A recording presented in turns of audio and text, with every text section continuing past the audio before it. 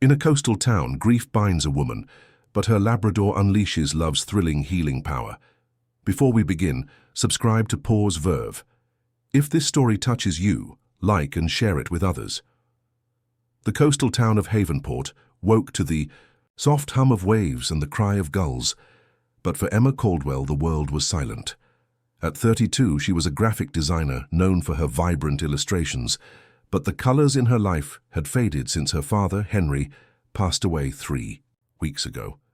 His heart attack had been sudden, a thief in the night that stole her anchor, leaving her adrift in a sea of grief. Her small shingle-roofed cottage, once filled with laughter and the clink of coffee mugs, now felt like a museum of memories, each corner holding a ghost of her father's presence. Emma sat on the edge of her bed, the morning light filtering through the curtains in pale streaks. Her dark hair hung limp, framing a face that hadn't smiled in days. She stared at the floor, where a single sock, her father's, left from his last visit, lay crumpled. She couldn't bring herself to move it. The weight of her loss pressed against her chest, making each breath a conscious effort. Work had piled up on her desk, emails unanswered, sketches untouched. Friends had called, their voices gentle but distant, and she'd let their messages stack up, unable to face the world beyond her door. But there was one presence she couldn't ignore. Sonny, her 5-year-old Labrador retriever, lay sprawled at her feet, his golden fur catching the sunlight like a halo. His soulful brown eyes watched her, unblinking, as if he could see the storm inside her heart. Sonny had been a gift from her father when she moved to Havenport, a gangly puppy who'd tripped over his own paws and chewed her favorite sneakers. "He'll keep you company," Henry had said, his weathered hands ruffling Sonny's ears. "And he'll love you no matter what." Now Sonny was her constant, a 70-pound bundle of loyalty who seemed to sense her pain as keenly as his own. Sonny shifted, his tail thumping softly against the hardwood floor. He nudged her hand with his wet nose, a gentle insistence that pulled her from her thoughts. Emma's fingers twitched, brushing against his warm fur, and for a moment she felt a flicker of warmth. But the moment passed, and the ache returned. She stood, moving mechanically to the kitchen, where she filled Sonny's bowl with kibble. He followed, his claws clicking on the floor, but instead of diving into his breakfast, he sat back on his haunches, watching her. "You need to eat, buddy," Emma murmured, her voice hoarse from disuse. Sonny tilted his head, his ears perking, as if he understood more than her words. He didn't move toward the bowl. Instead, he padded to the living room, where a framed photo of Emma, Henry, and a younger Sonny sat on the mantel. The picture was from 2 summers ago, taken at Havenport's lighthouse. Henry's grin was wide, his arm slung around Emma, while Sonny, tongue lolling, leaned into them both. Emma's throat tightened as she followed Sonny's gaze. She hadn't looked at the photo since the funeral, afraid it would break her. Sonny whined softly, a sound that seemed to carry both comfort and urging. He trotted back to Emma, nudging her leg, then returned to the photo, as if trying to tell her something. Emma's chest ached, but she forced herself to pick up the frame. Her father's eyes sparkled in the sunlight, his laugh almost audible through the glass. She traced her finger over his face, tears welling. "I miss you, Dad," she whispered. Memory surfaced, unbidden but vivid. She was 25, newly settled in Havenport, and Henry had driven up to help her unpack. Sonny, barely 3 months old, had been a whirlwind of energy, stealing socks and tumbling into boxes. One evening, after a long day of unpacking, they'd sat on the cottage's porch watching the sunset. Sonny had curled up between them, his tiny body warm against Emma's side. Henry had sipped his coffee, his voice soft. "This dog's going to be your shadow, Em. He's got a big heart, just like you." They'd laughed as Sonny yipped in his sleep, dreaming of chasing seagulls. The memory brought a faint smile to Emma's lips, the first in weeks. She looked down at Sonny, who was now lying at her feet, his head resting on her slippers. "You remember him too, don't you?" she said, her voice breaking. Sonny's tail wagged, a slow, steady rhythm that felt like a heartbeat. He stood, pressing his body against her legs, his warmth grounding her. For a moment, the cottage didn't feel so empty. Emma set the photo back on the mantel, her hands trembling. She glanced at the clock. Nearly noon. She hadn't left the house in days, hadn't walked Sunny beyond the backyard. Guilt pricked at her. Sunny deserved better than her half-hearted presence. She grabbed his leash from the hook by the door, the jingle of the metal clip sparking a flicker of excitement in Sunny's eyes. "Okay, boy," she said, forcing a small smile. "Let's get some air." She opened the door, and Sunny bounded onto the porch, his energy a stark contrast to her lethargy. The salty breeze brushed her face, carrying the scent of the ocean. Havenport's streets were quiet, lined with pastel-colored houses and blooming hydrangeas. Emma hesitated. The world. Outside feeling too bright, too alive. But Sunny tugged at the leash, his golden fur gleaming in the sun, and she took a step forward, then another, letting him lead the way. They walked toward the beach, a short path from the cottage. Sunny pranced ahead, sniffing the air, his tail wagging like a metronome. Emma's steps were heavy, her mind still tangled in grief, but Sunny's joy was a quiet pull, a reminder that life hadn't stopped. At the beach he paused, looking back at her with those knowing eyes as if asking her to keep going. Emma knelt beside him, running her hands through his fur. "You're trying, aren't you?" she whispered. Sunny licked her cheek, his breath, warm and steady. As they stood there, the waves crashing softly in the distance, Emma felt a spark of something, hope, perhaps, or the promise of healing. It was small, fragile, but it was there, carried in the weight of Sunny's love. She didn't know how to move forward, but for the first time she wanted to try, for Sunny, for herself, for the father who'd given her this dog with a heart as big as the sea. Emma's boots crunched against the gravel path leading to Havenport's Memorial Park, a place her father, Henry, had loved. The park was a patchwork of green lawns and ancient oaks, with a pond at its center where ducks glided lazily. It was mid-afternoon, and the spring air carried the scent of blooming lilacs, but to Emma the world felt grey. Sunny trotted beside her, his leash loose in her hand, his golden fur catching the sunlight. His presence was a quiet comfort, but it couldn't fill the hollow space in her chest. 3 weeks had passed since her father's death, and each day felt heavier than the last. She hadn't planned to come here. After their brief walk to the beach yesterday, Emma had retreated to the cottage, curling up on the couch with Sunny's head in her lap. But this morning she'd woken with an ache to be near something familiar, something tied to her father. The park was where they'd spent countless Sundays, Henry tossing a frisbee for Sunny, Emma sketching the trees, their laughter mingling with the rustle of leaves. Now the memories were sharp, cutting through her numbness. As they reached the pond, Emma slowed, her gaze settling on a weathered bench where Henry used to sit. She could almost see him there, his flannel shirt rolled up, his grey hair ruffled by the breeze, calling out to Sunny to "Fetch that stick, big guy." Her throat tightened, and she sank onto the bench, the wood cold against her jeans. Sunny sat at her feet, his warm body pressing against her shins, his brown eyes searching her face. He whined softly, a sound that seemed to carry her pain as much as his own. "I don't know how to do this, Dad," Emma whispered, her voice barely audible. Tears spilled over, hot against her cheeks, and she didn't bother wiping them away. The park was quiet, save for the distant quack of a duck and the rustle of leaves. She felt exposed, raw, as if her grief were a wound the world could see. Sunny shifted, resting his chin on her knee, his steady gaze never leaving her. His warmth was an anchor, keeping her from drowning in the tide of her sorrow. A memory flickered, last summer, when Henry had been diagnosed with heart issues. He'd downplayed it, insisting he was tough as an old boot, but Emma had seen the worry in his eyes. They'd come to this park after a doctor's visit, sitting on this same bench. Sunny, sensing the tension, had clambered onto the bench between them, his tail thumping as he licked Henry's hand. "This dog's better than any medicine," Henry had said, chuckling. Emma had laughed too, but the memory now brought a sob. She buried her face in her hands, her shoulders shaking. Sunny stood, nudging her arm with his nose, persistent but gentle.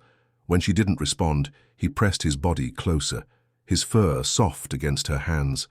Emma lifted her head, meeting his eyes. "You miss him too, don't you?" she said, her voice trembling. Sonny's tail gave a slow wag, and he leaned into her as if offering his strength.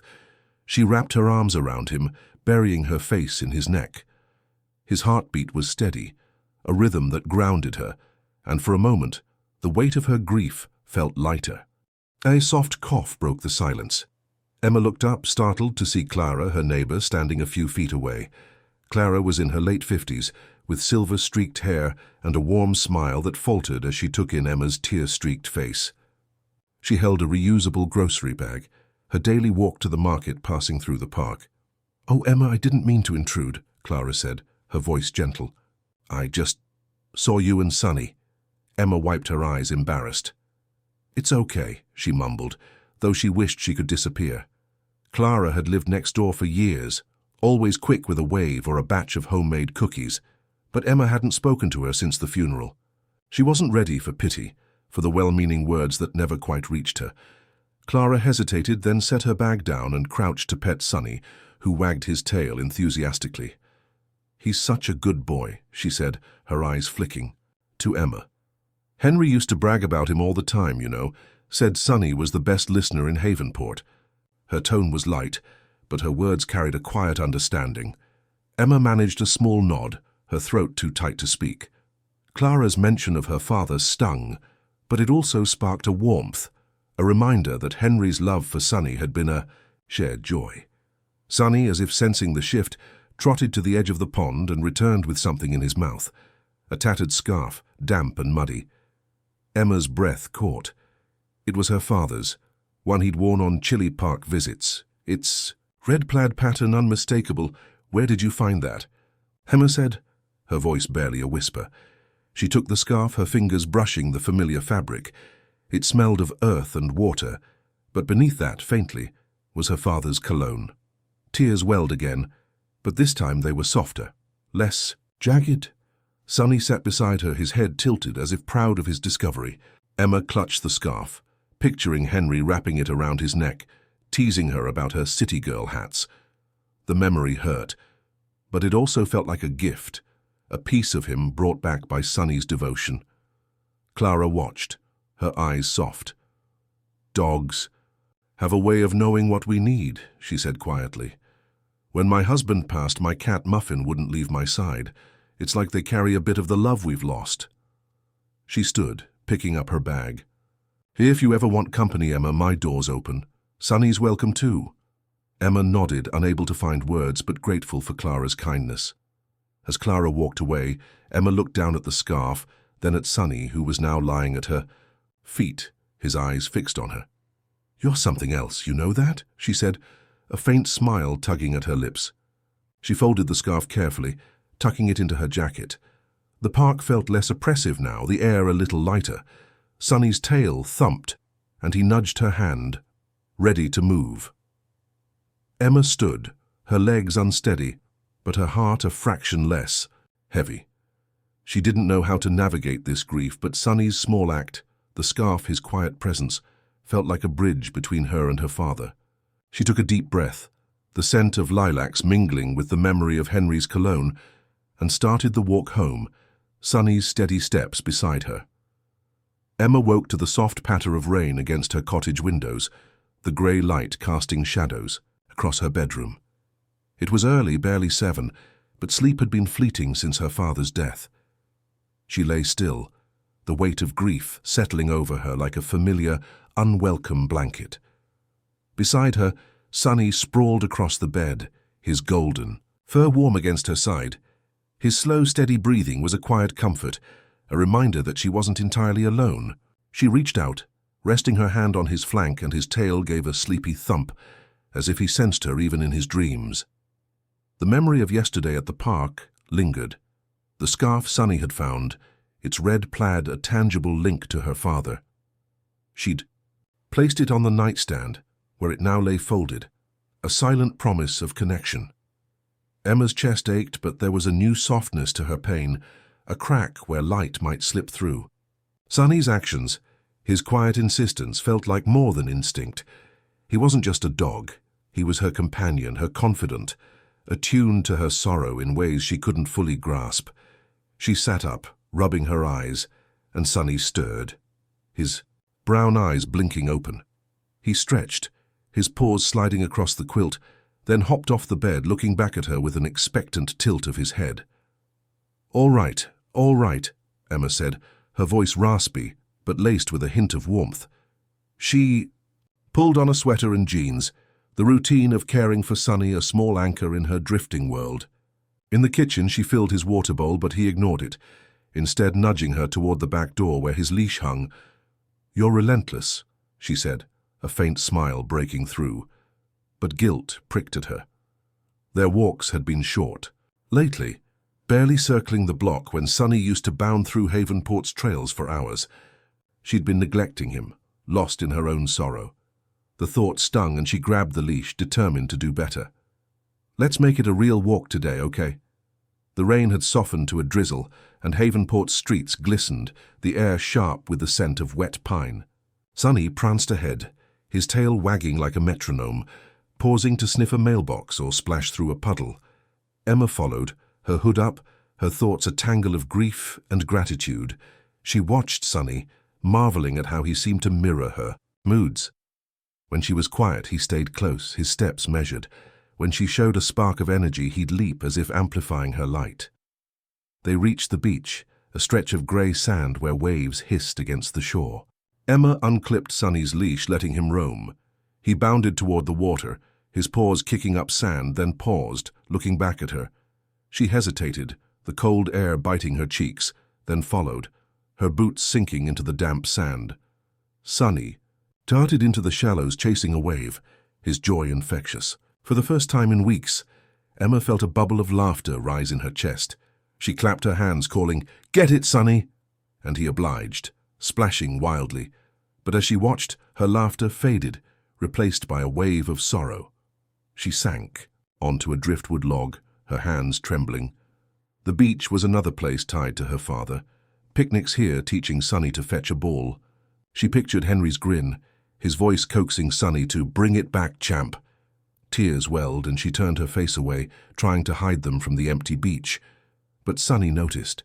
He trotted back, his fur dripping, and dropped a seaweed-streaked tennis ball at her feet. When she didn't move, he pawed at her knee, his eyes locked on hers, then licked her hand, his tongue warm against her cold skin. "Stop it," Emma said softly, half laughing through her tears. But Sonny persisted, nudging her until she picked up the ball. She tossed it weakly and he raced after it, returning with a proud wag. The repetition, toss, fetch, return, became a rhythm, a distraction from the ache. Emma's tears slowed, her breathing steadied. Sonny's focus, his unwavering attention, felt like a conversation without words. He wasn't just playing, he was reaching for her, pulling her back from the edge. Back at the cottage, Emma toweled off Sonny's wet fur, his tail thumping against the floor. She sat at her kitchen table, a mug of tea cooling in her hands, and opened her laptop. Curiosity sparked. How did Sonny know when she was hurting? She typed dog sense emotions into the search bar, scrolling through articles about canine empathy.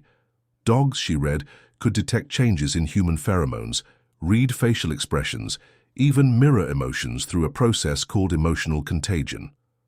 One study described a Labrador who'd comforted its owner through depression, lying beside them during panic attacks. Emma glanced at Sonny, now curled up by the fireplace, his eyes half closed.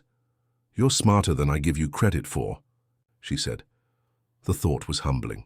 Sonny wasn't just reacting, he was responding, deliberately choosing actions to soothe her. She remembered the scarf, the way he'd brought it to her at the park and other moments, how he'd sleep closer on her worst nights or drop his favorite toy at her feet when she stared into space. Each act was a thread, weaving a safety net beneath her grief. She pulled the scarf from her pocket, running her fingers over its frayed edges. Another memory surfaced. Her father last fall wrapping the scarf around Sonny's neck as a joke, laughing as Sonny pranced like a show dog. Emma's heart squeezed, but the pain was softer now, laced with warmth. She draped the scarf over Sonny's back and he lifted his head, tail wagging. "You're my hero, you know that?" she said, her voice thick. Sonny yawned, stretching out as if to say, "Just doing my job." Emma leaned back, the cottage quiet save for the crackle of the fire. The articles had given her a framework, but Sunny's actions were more than science. They were love pure and unwavering. She felt a stirring, a desire to honor that love, to be present for him as he was for her. The beach walk had been a start, a small step toward healing. She didn't know what came next, but with Sunny beside her, she felt a flicker of courage to find out. The sun hung low over Havenport, painting the sky in hues of peach and lavender, as Emma stepped onto her porch, Sunny's leash in hand. It was late afternoon, and the air carried the crisp promise of spring, mingling with the salty tang of the nearby ocean. 4 weeks had passed since her father's death, and though grief still clung to her like a shadow, Sunny's quiet devotion, the scarf, the beach walk, his steady presence, had sparked a fragile resolve. She couldn't hide forever, not from Sunny, and maybe not from the world. Today, she'd promised him a proper walk, one that stretched beyond their usual loop. Sunny bounded down the steps, his golden fur gleaming, his tail a blur of excitement. Emma managed a small smile, her heart lifting at his enthusiasm. "You're gonna wear me out, buddy," she said, clipping the leash to his collar. His brown eyes sparkled as if daring her to keep up. They set off down the street, past clapboard houses with blooming gardens, where neighbors waved from porches or called out greetings.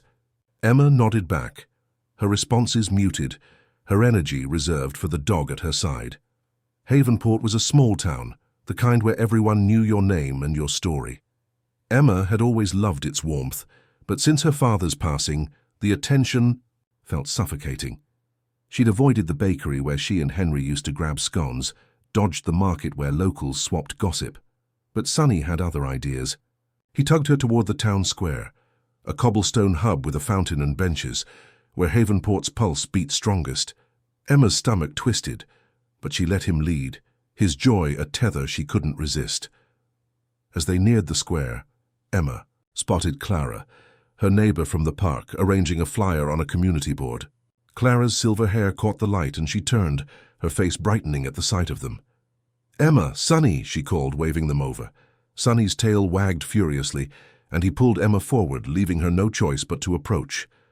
"Perfect timing," Clara said, her voice warm. "I was just putting up flyers for the spring picnic. It's this weekend in Memorial Park. You two should come." Emma hesitated, her fingers tightening on the leash. The idea of a picnic, crowds, small talk, sympathetic glances, felt overwhelming. "I don't know, Clara," she said, her voice low. "I'm not really up for it." She looked down at Sunny, who was sniffing Clara's shoes, blissfully unaware of her unease. Clara's smile softened, her eyes kind but not pitying. "I get it," she said. "No pressure. But Sunny might have a blast with the kids. They always bring frisbees, and you know how he loves a game." She scratched Sunny's ears and he leaned into her, his tail thumping. "Think about it, okay? It's just good food and good company." Emma nodded, more to end the conversation than to agree. "I'll think about it," she said, tugging gently at Sunny's leash. "We should keep going." Clara waved them off, her warmth lingering like a gentle nudge. Emma walked on, her thoughts churning. Clara meant well, but Emma wasn't ready to face the town's collective concern, the inevitable questions about how she was holding up. Sunny, however, had no such reservations. As they crossed the square, he veered toward a group of children playing near the fountain, their laughter ringing out. Emma tensed, but before she could redirect him, Sunny was among them, his tail wagging like a flag. A girl with pigtails, no older than 8, squealed with delight. "Puppy!" she cried, dropping to her knees to pet him. Sunny flopped onto his back, offering his belly, and the other kids crowded around, giggling. Emma froze, caught between retreating and stepping forward. The children's joy was infectious, and Sunny was in his element, soaking up their attention. A woman, presumably a parent, approached, her smile apologetic. "Sorry about the mob," she said. "Your dog's a hit." "What's his name?" "Sunny," Emma said, her voice quieter than she intended. She forced a smile, her hands fidgeting with the leash. "He loves kids." "He's amazing," the woman said, watching as Sunny gently nudged a shy boy into joining the fun. "I'm Lisa." You're Henry's daughter, right? I saw you two here last summer playing fetch with this guy. Her tone was kind, but the mention of her father hit Emma like a wave. She nodded, her throat tight, unable to find words. Lisa seemed to sense her discomfort. "Well, Sonny's stealing the show," she said lightly, then called to the kids to give the dog some space. Emma murmured a thank you and tugged Sonny away, her heart racing. The interaction had been brief, but it left her exposed, her grief too close to the surface. Sonny trotted beside her, glancing up as if checking on her, his energy tempered now, matching her quieter mood. They looped back toward home, but Emma's steps slowed as they passed Havenport's veterinary clinic, a small brick building with a sign reading, "Patel Veterinary Care." The door opened, and Dr. Patel, a wiry man in his 40s, stepped out, carrying a bag of dog treats. He'd been Sonny's vet since puppyhood, and Henry had always chatted with him about training tips. "Emma!" Dr. Patel called, his smile wide. "And Sonny, my favorite patient. How's he doing?" Emma managed a small smile. "He's good," she said, "just keeping me on my toes." Sonny sat politely, eyeing the treats, and Dr. Patel tossed him one, which he caught with a snap. "That's my boy," Dr. Patel said, then softened his tone. "I was sorry to hear about Henry. He was a good man, always bragging about you and Sonny." He paused, his eyes kind. "You know, pets can be a lifeline when things get heavy. I had a client whose dog got them through losing a spouse just by being there, you know. Sonny's got that kind of heart." Emma nodded, her chest tightening. "Yeah, he does," she said, her voice barely above a whisper. Dr. Patel's words echoed Clara's from the park, stirring something in her. She thanked him and moved on, Sonny's leash a steady weight in her hand. The town's care, though overwhelming, was starting to feel like a net, catching her as she fell. Back at the cottage, Emma unclipped Sonny's leash, watching as he flopped onto his bed by the fireplace. She sank onto the couch, the picnic flyer. Clara had slipped her, peeking from her pocket. She stared at it, the bright colors blurring.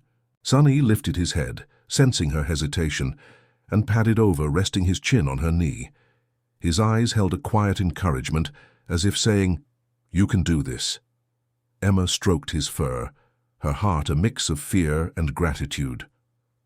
The town was reaching out, and Sonny was her bridge to them, his charm drawing her into their warmth despite her resistance. She wasn't ready for a picnic, for the noise and faces, but for Sonny's sake, and maybe her own, she might try. The cottage was hushed, save for the soft crackle of the fireplace and the rhythmic patter of rain against the windows. Emma sat cross-legged on the living room floor, a notebook open in her lap, her pen hovering over a blank page. It was evening, 5 weeks since her father's death, and the weight of grief still pressed against her, though its edges had softened. Thanks to Sonny. Her Labrador retriever lay sprawled beside her, his golden fur warm against her knee, his brown eyes half closed but fixed on her, as if sensing the shift in her mood. The picnic flyer sat on the coffee table, untouched, but the encounters in the town square, Clara's invitation, the children's laughter, Dr. Patel's words, had stirred something in Emma, a need to hold on to the light Sonny brought her. She'd started the notebook on impulse, inspired by her research into canine empathy. The articles had explained how dogs like Sonny could sense emotions, but they didn't capture the magic of his actions, the way he seemed to know exactly what she needed. Writing felt like a way to honor that, to anchor herself in the small moments that kept her afloat. Emma glanced at Sonny, his tail giving a lazy thump, and began to write, her pen scratching softly. The first entry was about the scarf.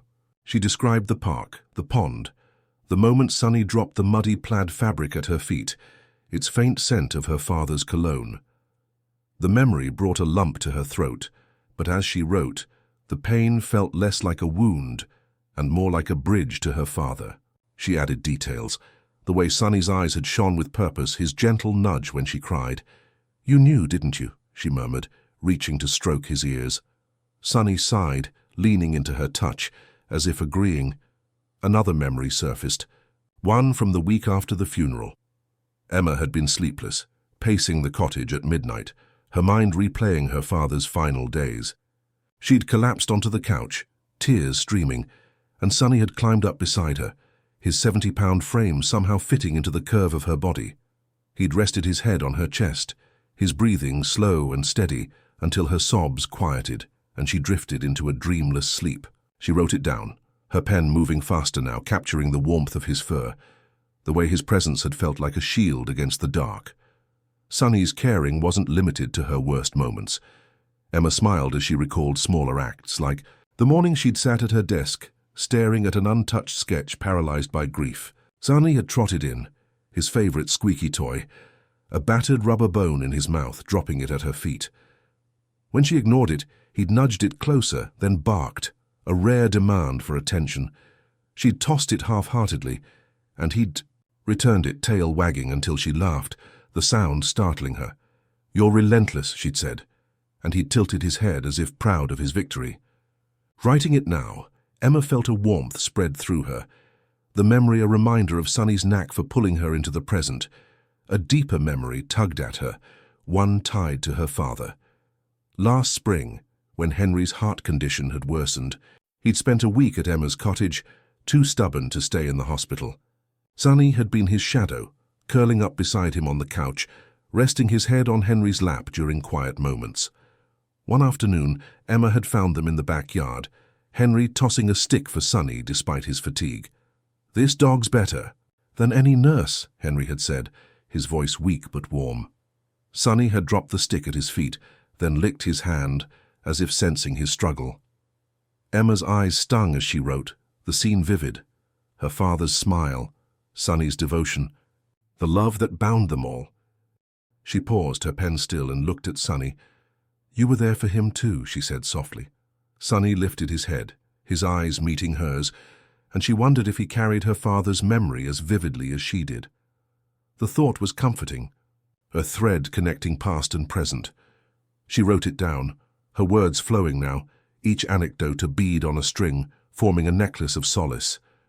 Emma flipped back through the pages, reading her entries aloud, her voice filling the quiet cottage. The scarf, the couch, the squeaky bone. Sonny's ears perked, and he tilted his head, as if listening to her story. She laughed, the sound bright and unexpected. "You're my audience, huh?" she said, scratching his chin. He yawned, stretching out, his tail thumping against the rug. The act of reading to him, of sharing their story, felt intimate, like a conversation. It was the first time in weeks she'd felt truly connected, not just to Sonny but to herself. She closed the notebook, her heart lighter. Writing had given her a way to process her grief, to see Sonny's love as a tangible force. The cottage, once a museum of loss, felt warmer now, alive with their shared moments. She glanced at the picnic flyer, her resistance softening. Clara's invitation. The town's quiet support lingered in her mind. She wasn't ready for a crowd, but Sonny's charm at the square, the kids, Dr. Patel's words, had shown her how he could bridge her to others. Maybe the picnic wasn't just for her. It was for Sonny, who thrived on connection. Emma stood, stretching, and Sonny followed her to the kitchen where she poured herself a glass of water. She leaned against the counter, watching him lap at his bowl, his tail wagging even as he drank. "You're making me brave, you know that," she said. He looked up, water dripping from his chin, and she laughed again, the sound a small victory. The notebook lay on the table, a testament to their bond, and she felt a spark of purpose to keep writing, to keep noticing the ways Sonny carried her through. Outside, the rain had stopped, leaving a glistening world. Emma glanced at the scarf on the mantel, its presence a quiet reminder of her father. With Sonny beside her, she felt a flicker of hope, a sense that healing was possible. One small moment at a time. She wasn't whole yet, but she was moving. Guided by the dog with a heart as big as the sea, the morning sun filtered through the cottage windows, casting golden patches across the hardwood floor where Sonny sprawled, chewing contentedly on his rubber bone. Emma sat at the kitchen table, her notebook open, a half-finished sketch of Sonny beside it. 6 weeks had passed since her father's death, and though grief still lingered like a low tide, the act of writing about Sonny's comforting gestures had begun to shift something in her. The scarf, the sleepless nights, the playful moments. At the beach, they were more than memories, they were proof of a bond that was carrying her forward. Today she felt a quiet resolve, sparked by Dr. Patel's words about pets as lifelines and Clara's persistent kindness. Emma glanced at a crumpled note on the table, a phone number Dr. Patel had given her during their chance meeting in the town square.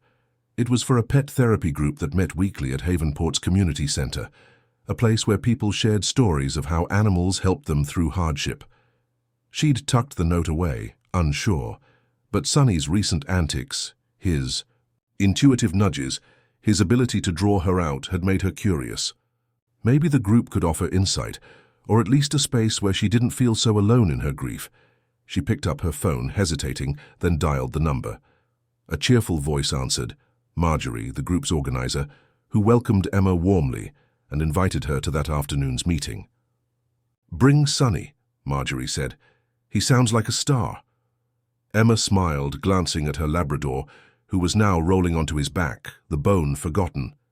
"He is," she said, her voice soft but certain. Hanging up, she felt a mix of nerves and anticipation. It was a step, small but deliberate, toward something new. By noon, Emma and Sonny were walking toward the community center, a low brick building with blooming azaleas out front. Sonny pranced at her side, his leash loose, his tail wagging as he sniffed the air.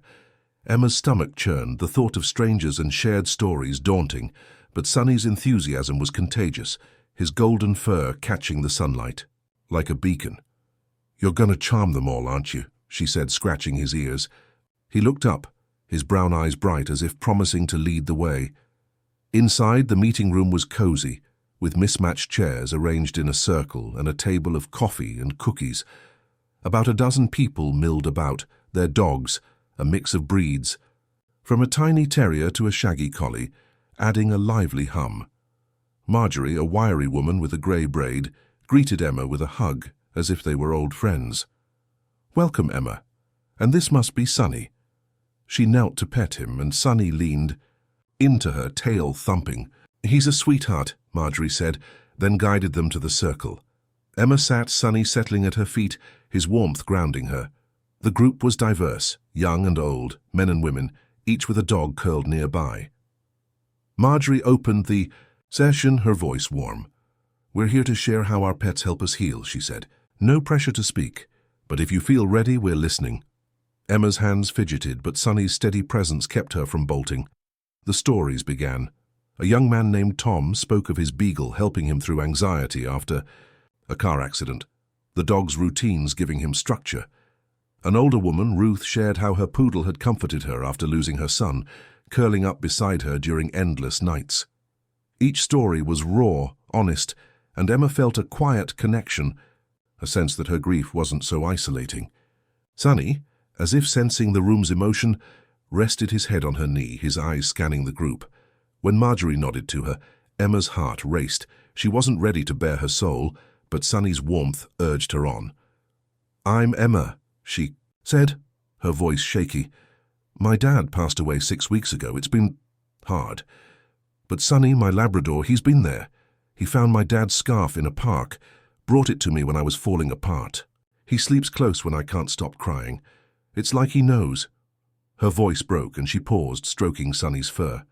The group nodded, their faces kind, and Sonny wagged his tail as if proud of her words. Marjorie smiled. "That's beautiful, Emma. Sonny sounds like a true partner." Others chimed in, sharing similar stories of canine intuition. A man across the circle, Liam, caught Emma's eye. He was in his late 30s, with sandy hair and a gentle smile. His rescue, Mutt, a lanky hound named Rusty, sprawled beside him. "My dog did the same after my sister passed," Liam said. "Rusty would drag me outside when I wanted to hide. It's like they see us better than we see ourselves." Emma nodded, a spark of connection flickering. Liam's warmth, his understanding, felt like a door cracking open. As the session continued, Sonny became the group's unofficial mascot. He wandered the circle, offering his head for pets, his tail a metronome of joy. When Ruth's voice trembled during her story, Sunny padded. Hover, resting his chin on her lap, and her tears turned to a soft laugh. Emma watched, her heart swelling. Sunny wasn't just hers. His love spilled over, touching everyone. The realization was humbling, a reminder of the light he carried. After the meeting, Emma lingered, sipping coffee while Sunny played with Rusty. The two dogs tumbling in a mock wrestle. Liam approached, his smile shy. "Sunny's a rock star," he said. "You two make a great team." Emma blushed, unused to compliments. "Thanks," she said. "Rusty seems pretty special too." They chatted briefly, their shared losses a quiet undercurrent, but the conversation felt easy, a tentative bridge to friendship, or something more. As Emma and Sunny walked home, the late afternoon light bathed Havenport in gold. Emma's steps were lighter, the group's stories echoing in her mind. She'd spoken about her father, shared a piece of her grief, and it hadn't broken her. Sunny trotted beside her, his leash swinging, his joy a mirror to her small triumph. At the cottage, she opened her notebook, adding a new entry. The therapy group, Sunny's charm, the way Liam's words had lingered. She felt a shift, a sense that Sunny wasn't just comforting her. He was her partner in healing, guiding her toward a world that still held warmth. Emma knelt beside Sunny, hugging him close. "You're changing everything, you know that," she whispered. He licked her cheek, his tail thumping, and she laughed, the sound a promise of more to come. The first light of dawn crept through Emma's cottage, painting the walls in soft pinks and golds. She stood at the kitchen counter, stirring cream into her coffee, the aroma mingling with the salty breeze from an open window. 7 weeks had passed since her father's death, and while grief still ebbed and flowed, the pet therapy group had opened a door in Emma's heart. Sharing her story, watching Sunny comfort others, had planted a seed of hope. She glanced at her Labrador retriever who was sprawled by the door, his golden fur catching the light, his brown eyes tracking her every move. Sunny had become more than a companion. He was her guide, and she owed him more than half-hearted walks.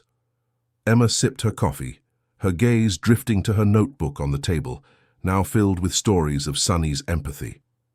The therapy group had shown her how structure, routines, rituals, could anchor a grieving heart. Sunny thrived on routine, his tail wagging at the jingle of his leash, and Emma realized she needed that steadiness too. Today, she decided, would mark a new beginning, a commitment to daily walks and maybe even some training, for Sunny and for herself. She grabbed his leash, the familiar jingle sparking a burst of energy in Sunny. He bounded to her side, tail wagging like a metronome, and Emma laughed, the sound bright in the quiet cottage. "All right, buddy, let's make this a good one," she said, clipping the leash to his collar. They stepped outside, Havenport waking around them, gulls crying, a neighbor's lawnmower humming. The air was crisp, spring's warmth still unfolding, and Emma felt a flicker of anticipation as, if the day held possibilities she hadn't dared imagine. Their first stop was the beach, a 10-minute walk from the cottage. Emma unclipped Sunny's leash, letting him race across the sand, his paws kicking up sprays of grit. He chased a flock of seagulls, their wings flashing white against the grey waves, and Emma followed, her boots sinking into the damp shore. Sunny's joy was infectious, his bounds and barks a call to join in. On impulse, she kicked off her boots, the cold sand shocking her feet, and ran after him, her laughter mingling with the crash of waves. "Come on, Sunny," she called, picking up a stick and tossing it toward the water. He dove in, retrieving it with a proud shake, water droplets flying. Emma clapped, her heart light, and they played until her breath came in gasps, her cheeks flushed. She collapsed. Onto the sand, Sunny flopping beside her, his tongue lolling. She stroked his wet fur, the moment vivid, alive. For the first time in weeks, she wasn't just remembering her father's absence. She was feeling the present, the joy of Sunny's boundless energy. Back home, Emma towel-dried Sunny, his tail thumping against the floor. She pulled out a bag of treats and a clicker, remnants of a training course they'd taken when he was a puppy. "Let's brush up, huh?" she said, holding up a treat. Sunny sat instantly, his eyes locked on her, eager to please. They worked through commands. Sit, stay, roll over, his focus unwavering. When he nailed a perfect down, Emma cheered, tossing him a treat. His enthusiasm sparked a warmth in her, a reminder of the life still pulsing around her. That afternoon, Clara stopped by, her silver hair tucked under a straw hat, a basket of muffins in hand. "Heard you and Sonny were tearing up the beach," she said, her eyes twinkling. Emma blushed, inviting her in. Over tea, Clara shared stories of Havenport's upcoming dog show, a spring tradition where locals showed off their pets' tricks. "Sonny'd steal the spotlight," Clara said. "Why don't we train him together? I used to show my spaniel years ago." Emma hesitated, the idea of a public event daunting. But Clara's enthusiasm and Sonny's hopeful glance from his bed nudged her. "Maybe," she said, a smile tugging at her lips. "He's pretty good at stealing hearts."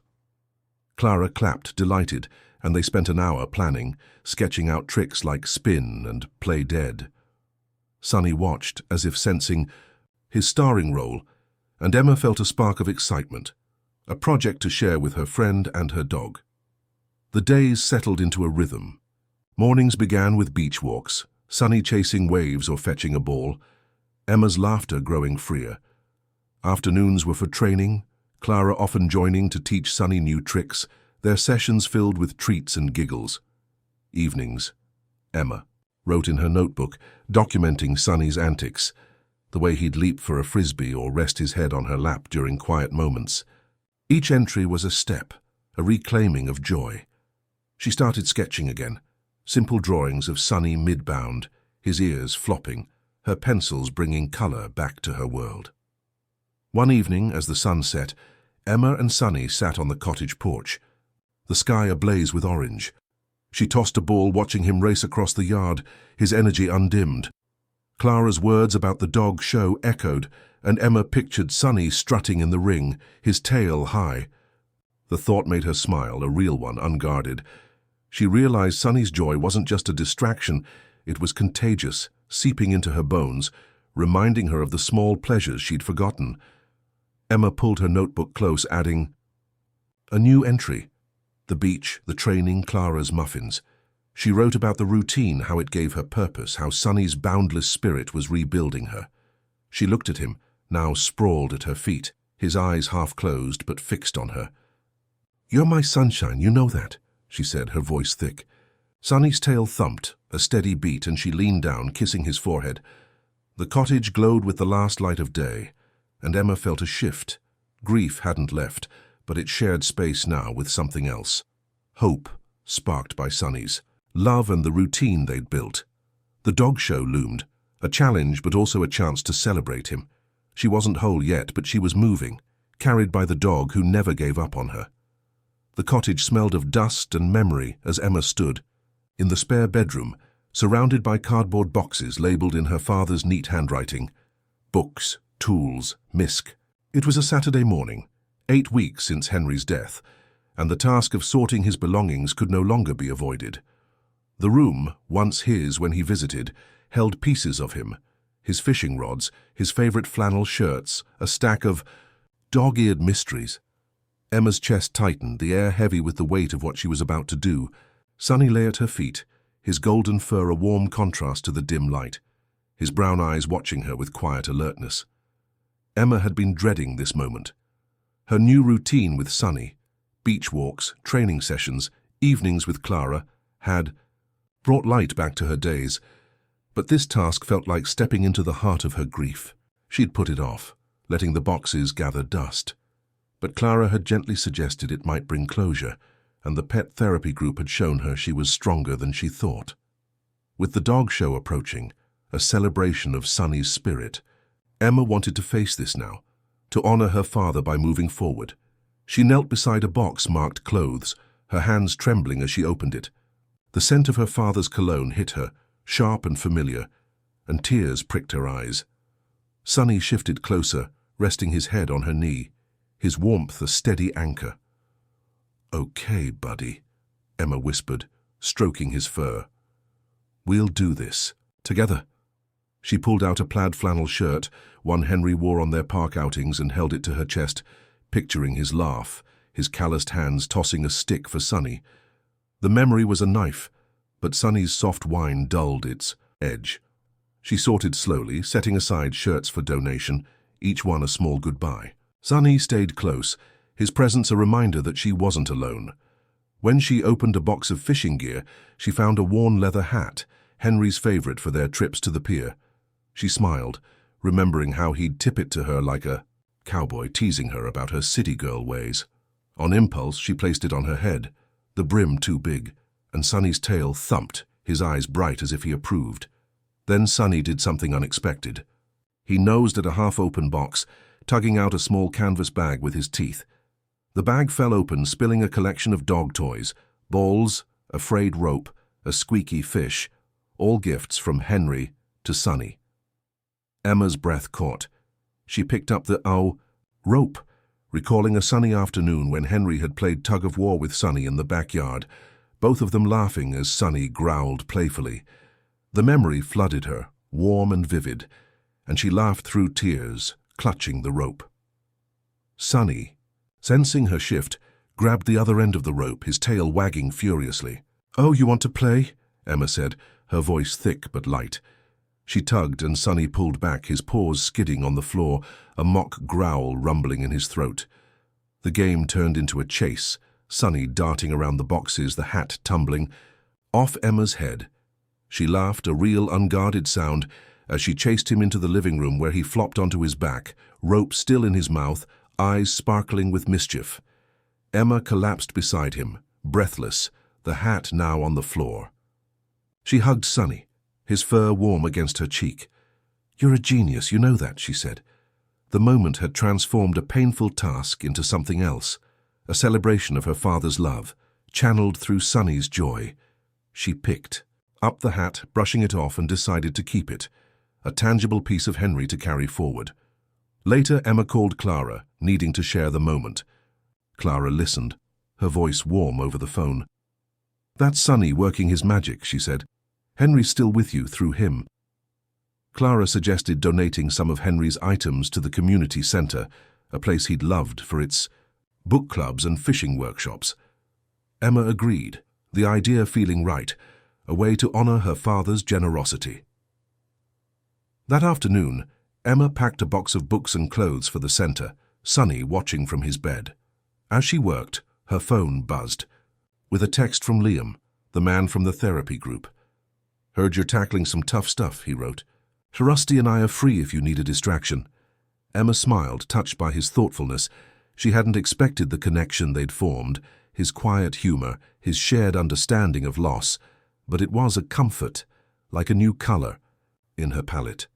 She invited Liam over, and he arrived with Rusty, the lanky hound, bounding in to greet Sunny. Over coffee, Emma shared the morning's events, the rope, the chase, the hat.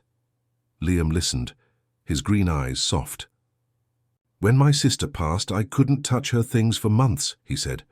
"Rusty finally dragged her scarf out one day, and it broke the spell. Dogs know, don't they?" Emma nodded, her heart full, the shared experience knitting them closer. As Liam and Rusty left, Emma stood on the porch, Sunny at her side, the donated box ready for the community center. The hat sat on the mantel beside her father's scarf, a duo of keepsakes that felt like his blessing. She looked at Sunny, his tail wagging, and felt a wave of gratitude. Sorting the boxes had been painful, but Sunny had turned it into a moment of connection, a bridge between loss and love. She wore the hat, tipping it slightly, and whispered, "Thanks, Dad," feeling his presence in the dog who'd never let her fall. The day closed with a quiet walk, Emma and Sunny strolling through Havenport streets, the hat a new companion. Grief still lingered, but it was softer now, woven with memories that warmed rather than wounded. Sunny's steps were steady beside her, his joy a promise that healing was not just possible, but happening. One playful tug at a time. The Havenport. Town Square buzzed with life, transformed into a festive arena for the annual spring dog show. Colorful banners fluttered above makeshift rings, where dogs of all breeds pranced and played, their barks mingling with the laughter of children and the hum of conversation. It was a bright Saturday morning, 9 weeks since Henry's death, and Emma stood at the edge of the main ring, her heart a mix of nerves and pride. Sunny, her golden Labrador retriever, sat beside her, his fur brushed to a shine, his brown eyes sparkling with anticipation. The dog show was a milestone, a celebration of their journey, and Emma felt her father's presence in the warmth of the day. Emma adjusted the red bandana tied around Sunny's neck, a nod to Henry's plaid scarf which now hung on her mantle beside his fishing hat. The past weeks, sorting her father's belongings, building routines with Sunny, connecting with the pet therapy group, had strengthened her, weaving hope into her grief. Clara, her neighbor and training partner, had spent hours perfecting Sunny's tricks from spin to play dead, and their practice had filled Emma's cottage with laughter. Today was Sunny's moment to shine, and Emma's chance to show Havenport the dog who'd carried her through. Clara bustled over, her straw hat bobbing, a clipboard in hand. "You ready, champ?" she asked, grinning at Sunny, who wagged his tail furiously. Emma laughed, smoothing her jeans. "He's ready, I'm the nervous one." Clara squeezed her arm. "You've got this. Sunny's a star, and you're his biggest fan." She handed Emma a numbered tag for the best tricks category, then hurried off to organize the next ring. The crowd was a mix of familiar faces, Dr. Patel cheering from the sidelines, Marjorie from the therapy group with her terrier, and Liam, who waved from a nearby bench, his hound Rusty sprawled beside him.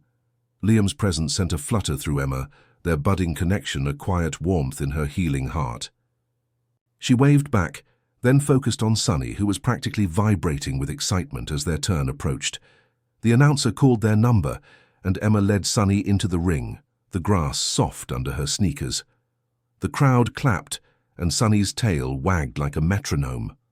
Emma took a deep breath, her father's hat in her mind's eye, and began their routine. "Sunny, sit," she said, her voice clear. He obeyed instantly, his eyes locked on her.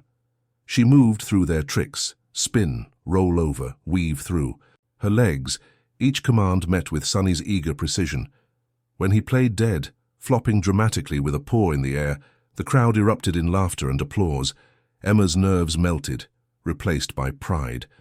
Sunny wasn't just performing. He was radiating joy, his golden fur catching the sun, his enthusiasm infectious. For their finale, Emma tossed a frisbee, and Sunny leaped, catching it mid-air with a graceful twist. The crowd cheered, and Emma knelt to hug him, whispering, "You're amazing." Sunny licked her cheek, his tail a blur, as if sharing the victory. As they left the ring, Clara rushed over, her eyes bright. "That was perfect," she said, tossing Sunny a treat. "You two are the talk of the show." Emma laughed, her heart full, and glanced at Liam, who gave her a thumbs up, his smile warm.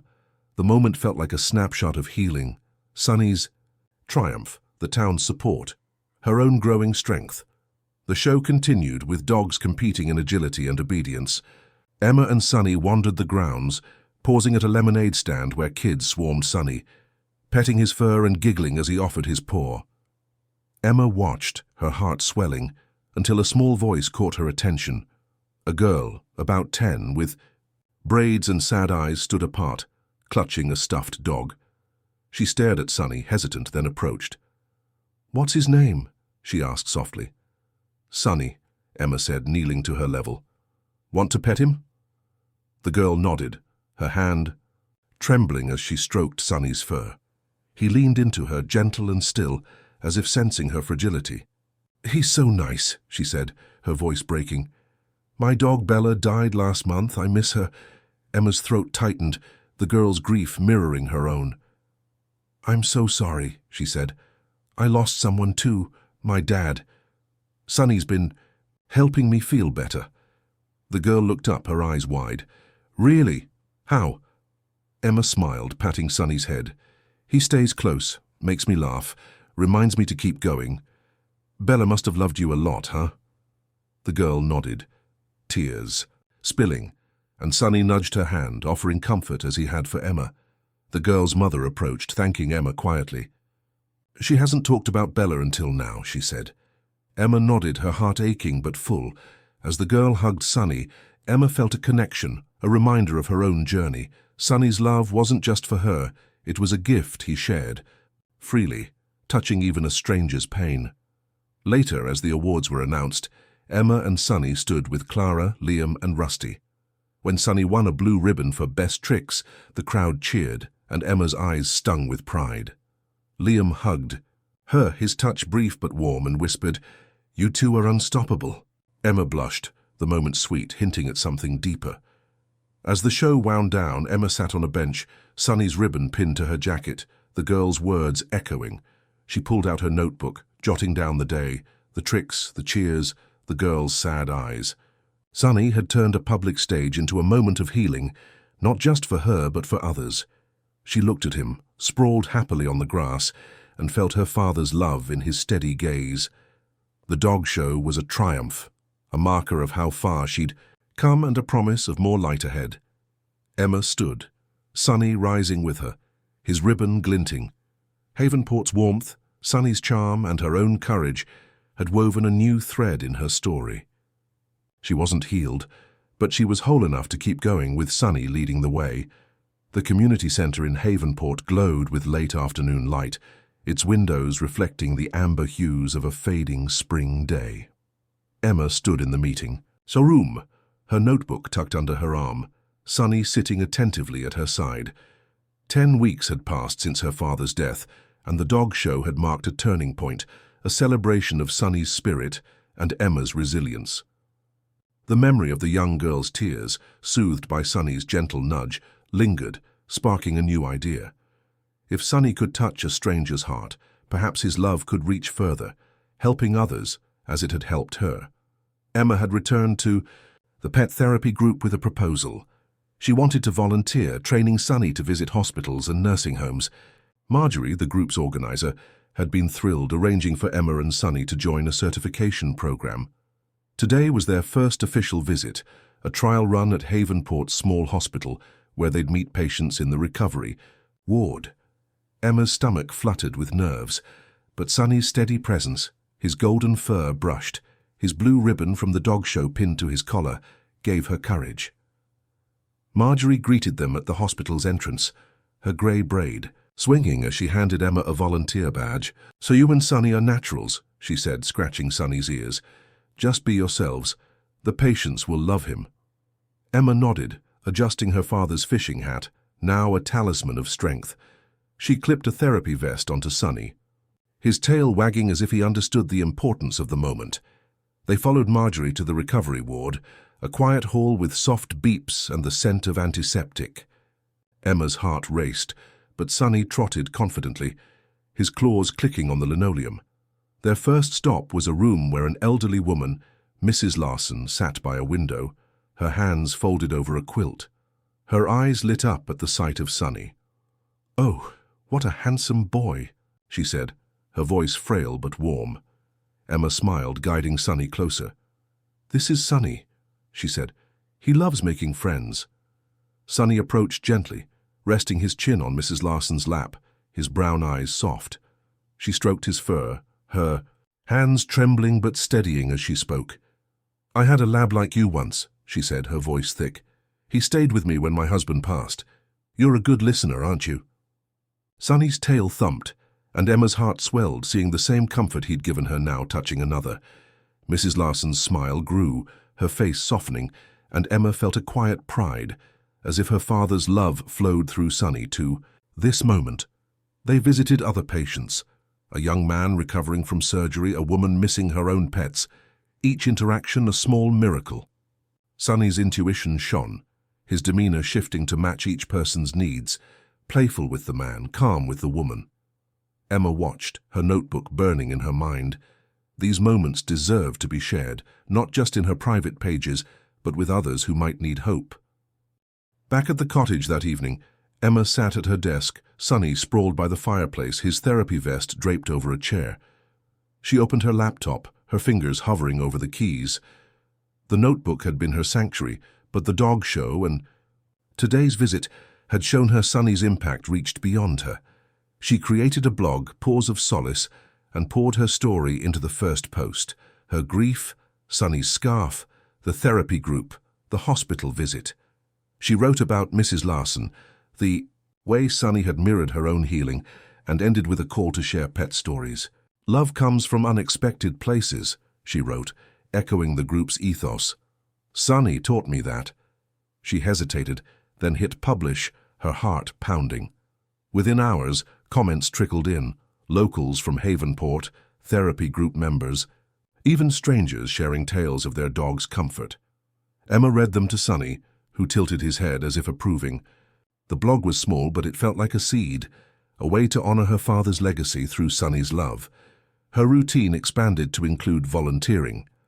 Twice a week, she and Sunny visited the hospital or a nearby nursing home, each trip deepening her sense of purpose. Sunny thrived, his tail wagging as he greeted patients, while Emma grew more confident, her grief softening with each smile they sparked.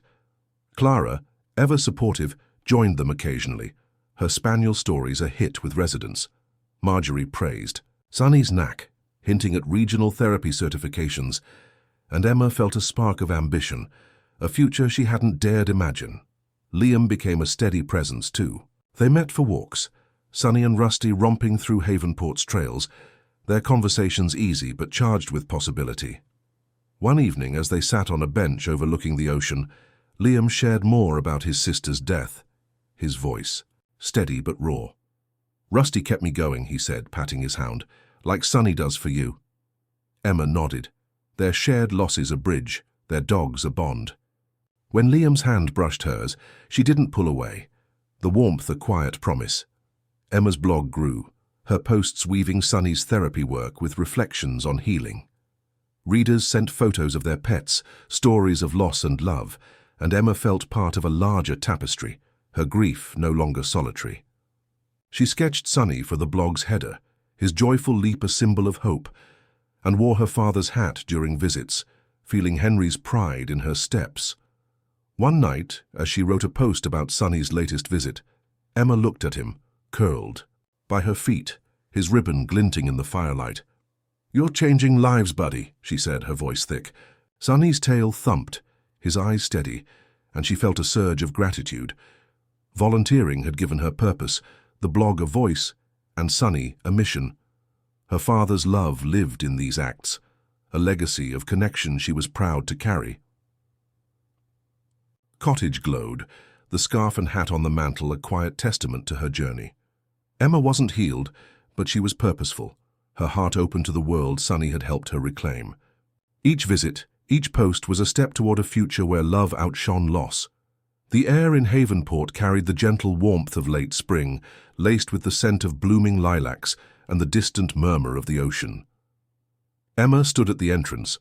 To Memorial Park, her father's fishing hat tilted slightly on her head, Sunny's leash loose in her hand. It was the 1-year anniversary of Henry's death, a milestone that had loomed like a storm cloud. Yet, as she looked at Sunny, his golden fur glowing in the morning light, his brown eyes bright with quiet anticipation, Emma felt a steadiness she hadn't expected.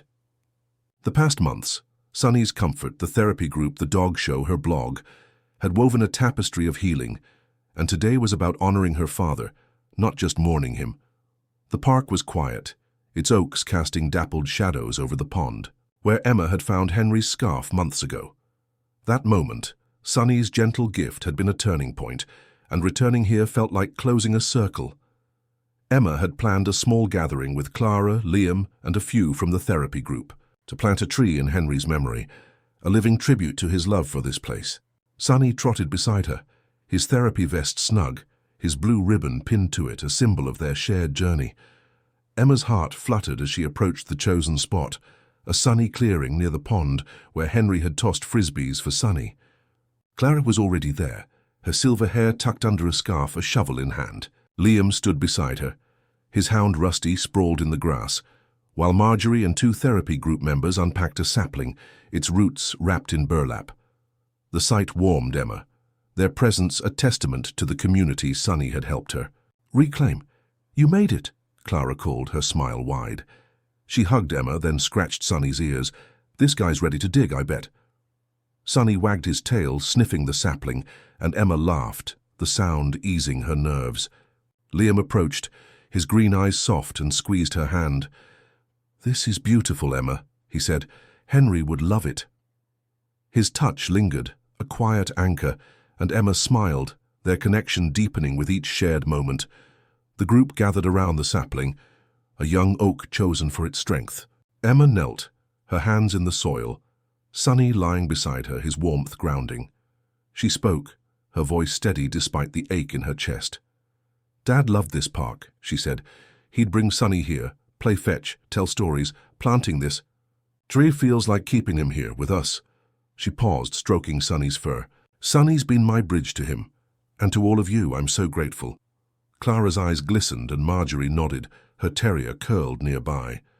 Liam added, "Henry's spirit's in Sonny and in what you're doing, Emma."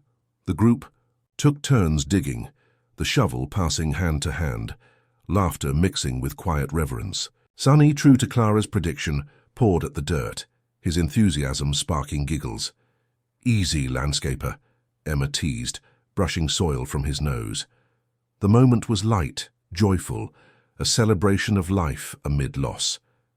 As the tree was set in place, Emma pulled out her notebook, now a worn companion, and read a short entry from her blog, Paws of Solace. "Sonny found Dad's scarf here," she read, her voice clear. "It was like he knew I needed a piece of him. Every day Sonny shows me love doesn't end, it grows, like this tree will." The group listened, their faces soft, and Sonny tilted his head as if understanding. Emma tucked the notebook away, her heart full, the words a bridge between her private grief and this shared moment. They packed the soil, watering the sapling, and stepped back, the tree small but sturdy. Sonny sniffed its base, then flopped onto the grass, rolling playfully, and the group laughed, the tension of the anniversary easing. Clara passed around thermos coffee and muffins, and they sat in a loose circle, sharing stories of Henry, his fishing tales, his love for Sonny, his quiet kindness. Liam shared a memory of meeting Henry at the market, how he'd bragged about Emma's art, and Emma's eyes stung, warmed by her father's pride. As the sun climbed, Liam pulled Emma aside, his expression earnest. "I've been wanting to say something," he said, his voice low. "You and Sonny, what you're doing, it's incredible, and I care about you, Emma, a lot." His hand found hers and Emma's breath caught, her heart open in a way it hadn't been before. "I care about you too," she said, her smile shy but real. Sonny bounded over, nudging them, and they laughed. The moment sealed with his approval. The gathering wound down, Marjorie and the others heading home, leaving Emma, Clara, Liam, and their dogs. They walked to the pond, Sonny splashing at the edge, Rusty trailing lazily. Emma wore her father's hat, the scarf in her pocket, feeling Henry in the rustle of leaves, the glint of water. She pulled out her phone, snapping a photo of the tree for her blog, already drafting a post about today. Closure, community, love's enduring roots. Back at the cottage, Emma sat on the porch, Sonny at her feet, Liam and Clara lingering for their final coffee. The tree planting had been a full-circle moment, a way to lay her grief to rest while carrying her father forward. Her blog, her volunteering, her bond with Liam, all were threads of a new life, woven by Sonny's love. She looked at him, his ribbon catching the light, and whispered, "You did this, buddy." His tail thumped a steady beat, and she felt whole, surrounded by love and possibility. The day closed with a quiet promise. Emma wasn't done grieving, but she was ready to live, to love, to grow, like the oak they'd planted. Sonny had led her here, and she'd follow him anywhere. The Havenport Community Centre thrummed with energy, its lawn transformed into a vibrant stage for the town's first pet therapy fair, a celebration of animals' healing power. Colourful tents lined the grass, offering pet adoption booths, training demos, and therapy dog meet and greets. It was a warm June morning, 3 months since the tree planting in Memorial Park, and Emma stood at the heart of the event, her father's fishing hat tilted on her head, Sonny by her side. His golden fur gleamed, his therapy vest adorned with his blue dog show ribbon, his brown eyes bright with purpose. This day was a culmination of their journey, a testament to the love that had carried Emma through grief and into a new chapter. Emma's life had blossomed since the anniversary of her father's death. Her blog, Paws of Solace, had grown into a small but devoted community with readers sharing stories of pets who'd helped them heal. She'd returned to her graphic design work, her sketches now infused with Sunny's joyful spirit. Leaping labs, windswept beaches, the oak tree by the pond. Volunteering with Sunny at hospitals and nursing homes had become a cornerstone, each visit deepening her sense of purpose. And Liam, with his quiet warmth and hound Rusty, had become a steady presence, their relationship a budding promise of love. Today, Emma and Sunny were leading a therapy dog demonstration, showcasing how pets like Sunny brought comfort. The fair was Marjorie's brainchild, but Emma had helped organize it, her blog rallying support from Havenport and beyond. Clara bustled nearby, her spaniel prancing in a demo ring, while Dr. Patel handed out pet care flyers. Liam stood by the adoption tent. Rusty sprawled at his feet, waving as Emma caught his eye. The community's support, woven through Sunny's influence, felt like a warm embrace. Emma knelt beside Sunny, adjusting his vest. "Ready to shine, buddy?" she whispered. He licked her hand, tail wagging, as if born for this. The crowd gathered. Families, seniors, therapy group members, their faces eager. Emma took a deep breath, her father's scarf tucked in her pocket, and stepped to the microphone. "Welcome to the Pet Therapy Fair," she said, her voice clear. "I'm Emma, and this is Sunny. A year ago I lost my dad, and Sunny helped me find my way back. Today we're here to show how pets can heal us all." The demonstration began, Emma guiding Sunny through therapy scenarios. He sat calmly as a volunteer patient shared a story, his head resting on their lap, mirroring his hospital visits. He offered a gentle paw to a child, his eyes soft, sparking gasps and claps. When Emma tossed a ball, Sunny bounded after. They then returned to lie beside her, showing his balance of play and focus. The crowd cheered and Emma's heart swelled, pride mingling with gratitude. Sunny wasn't just her partner. He was Havenport's, his love a ripple touching every face. After the demo, Emma and Sunny mingled, greeting visitors. A woman shared how her cat had comforted her through chemotherapy, inspired by Emma's blog. A teen, clutching a therapy dog. Pamphlet asked about volunteering, and Emma encouraged him, seeing her own journey reflected. Sunny, ever the ambassador, nuzzled hands and wagged his tail, his blue ribbon glinting. Clara hugged Emma, whispering, "Henry's beaming up there," and Emma nodded, feeling her father in the day's joy. Liam joined them, Rusty trailing lazily. "You were incredible," he said, his hand brushing Emma's. "This whole thing, it's because of you and Sunny." Emma blushed, their connection a quiet anchor. They walked to a quiet corner, sitting on a bench as Sunny and Rusty played. Liam's gaze was earnest. "I'm all in, Emma," he said. "You, Sunny, this life, I want it." Emma's heart raced and she leaned in, kissing him softly, Sunny's happy bark sealing the moment. That evening, back at the cottage, Emma sat at her desk, the fair's energy still buzzing in her veins. Sunny sprawled by the fireplace, his ribbon and vest on a chair, his snores a gentle rhythm. She opened her laptop, drafting a final blog post for Paws of Solace. "Today, Sunny led a fair that showed love's power," she wrote. "From a scarf in a park to a tree by a pond, he's taught me that healing comes from connection, pets, people, memories. My dad's gone, but his love lives in Sunny, in me, in all of you. Share your stories, let love grow." She included a photo of Sunny mid-leap at the fair, her sketch of him as the header, and hit publish. Comments flooded in, readers moved by the fair sharing tales of their pet's solace. Emma read them aloud, Sunny's ears twitching, and smiled. Her blog, her art, her volunteering, all were tributes to Henry carried by Sunny's heart. The cottage glowed, the scarf and hat on the mantel a quiet legacy. Emma knelt beside Sunny, hugging him close. "You changed everything," she said, her voice thick. His tail thumped, his eyes steady, and she felt complete, her grief a soft echo beneath a life rebuilt. The fair was a triumph, but the real victory was this: love, purpose, a future bright with possibility. Emma stood, Sunny rising with her, ready for their evening walk. Havenport's streets waited, the ocean's song a backdrop to their steps. She was thriving, not despite her, lost but because of the love that outlasted it. Sunny led the way and she followed, heart full, ready for whatever came next.